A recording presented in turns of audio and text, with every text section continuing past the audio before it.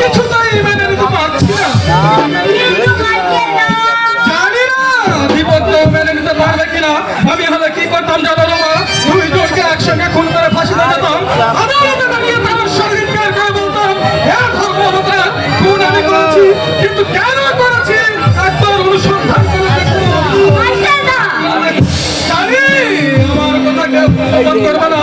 কিন্তু রমা যতদিনই যাচ্ছে তত এই মন্দাত্ম সমস্যাকে দেখলে আমার উত্তেজিত হবে। ইচ্ছে হয় মন্দার সমস্যাকে ভেঙে গুড়িয়ে দেই, গুড়িয়ে দেই।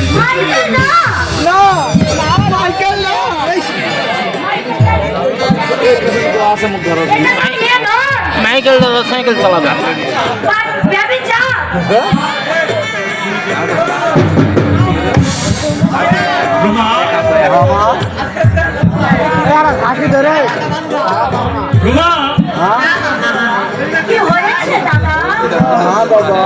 তোমার মুখটা শুকনো কেন দাদা?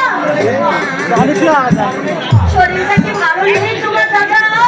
আরে শরীর আমার ভালোই আছে, তবে তবে কি দাদা? যাই হোক দাদা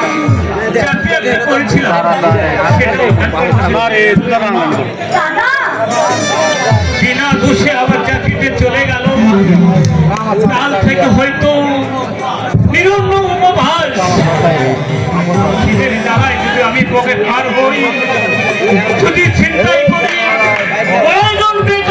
যদি খাতায় নাম লিখে দিই, তার জন্য আমি দাঁড়িয়ে রুমাল রাজি দাঁড়িয়ে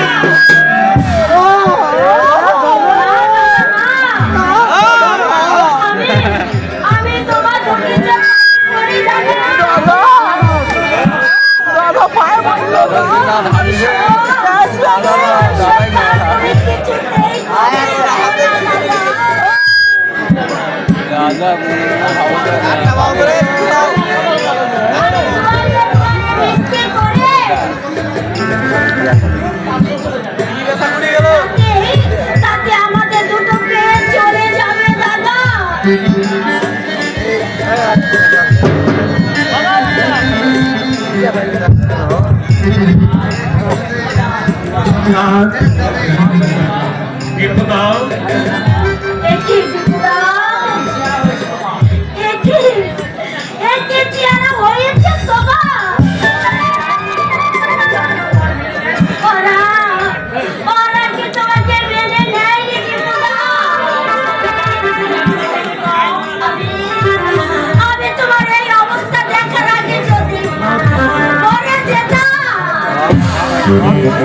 তাহলে যাবার কোনো দুঃখ থাকতো না।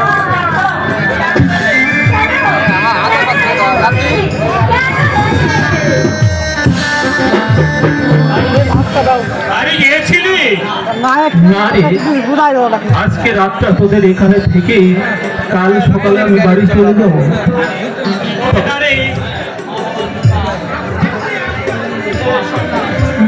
মা বাবা ওরা কেমন আছে? ভালোই আছে। মা বোধহয় খুবই ভেঙে পড়েছি। বাবা হয়তো বিশ্বাস করবে সত্যি আমি চিন্তাই করেছি, কিন্তু দীপা কিন্তু পাল্টা ফেল দাও হে।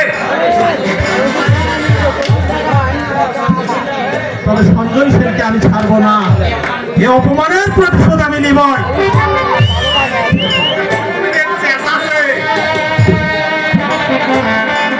ঠিক আছে ভাই, সুইচটা অফ করে না, জানালা কিছু বল বুঝবে না। হাত ধুয়ে এসো।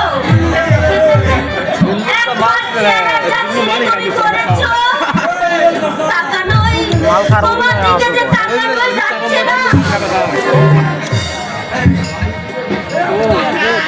কি করবো বাবা? আরে জেল হাজতে তোমার মতো আর কে আবন্ধন তো নেই যে যত্ন করে আমাকে খেতে দিবা।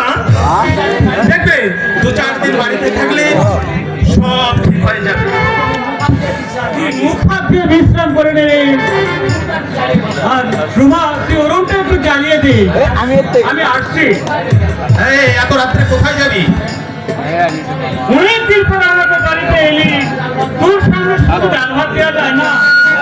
তুই বিশ্রাম কর, আমি বের করবো না, আমি বাজারে যাবো আর আসবো, আমি দেরি করবো না। জানো রে মা, জেল হাজতে বসি প্রতিদিন আমি তোমার কথা ভাবতাম, মাঝে মাঝে মনে হতো তুমি আমাকে দেখতে তুমি কিন্তু নিষ্ফল একটা দিনও তুমি আমাকে দেখতে এলে না।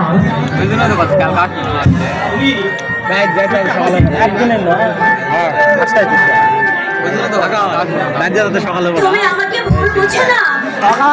তুমি তো জানো ইচ্ছে থাকলেও মেয়েরা যে সব কাজ করতে পারে না। তুমি যে আমার কতখানি